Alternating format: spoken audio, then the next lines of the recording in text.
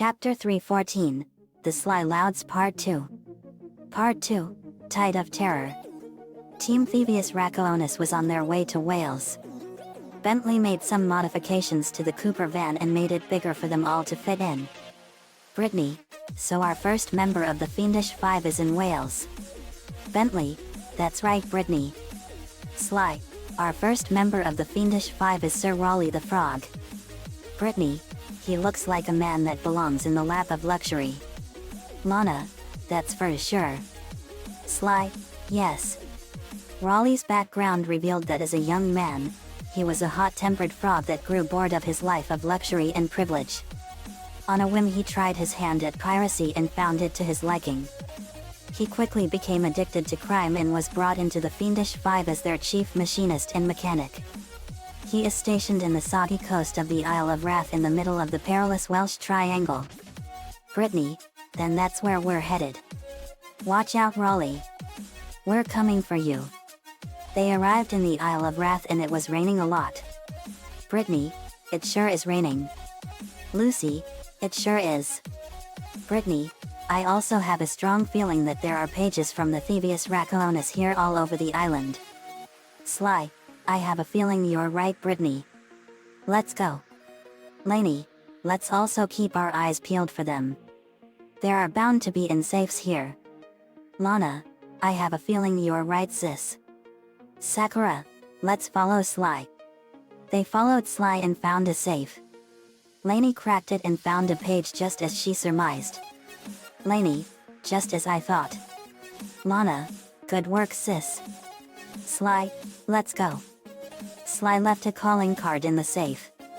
It was his family emblem. They got to the bass and it was a fancy yacht and above it was a blimp that was causing the storm clouds. Brittany, so that's how Raleigh is doing it. He has a weather control machine in that blimp up there that's making the storm clouds which causes ships that come near the island to crash onto the rocks so he can loot and plunder them for treasure.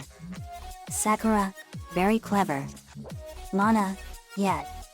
Sly, let's search the yacht and find more pages and go after Raleigh. Brittany, right.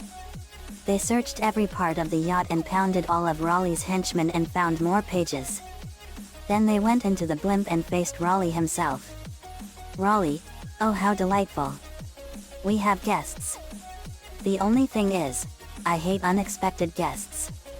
Lana, you're not gonna like us Raleigh. You're gonna pay for killing Sly's father and taking part of what is rightfully his. Raleigh, oh I'm so sorry. How sloppy of me to not finish the job. Obviously we should have snuffed you out as well. So without further ado let me make amends by what? Bloating to gargantuan size and squashing you like the insignificant bugs that are. Lana, I don't think so. Lana spread her ice wings and punched Raleigh in the face and won easily. Raleigh, blast it all. How could I lose to a little wretched girl? Well gloat all you want Cooper gang, but you're no match for Mugshot, my villainous cohort in Utah. You'll see. Mesa City is so well guarded a snake couldn't slither in without setting off alarms. Brittany, we shall see about that. Raleigh's section of the Thievius Racoonus was an entry from Sly's Japanese ancestor Ryoichi Cooper who lived in 17th century feudal Japan. His moves were the ninja spire jump and the leaping dragon. The yacht was beamed to our dimension where it became another house on the lake we have in our mansion. Inspector Fox arrived after they left and arrested Raleigh.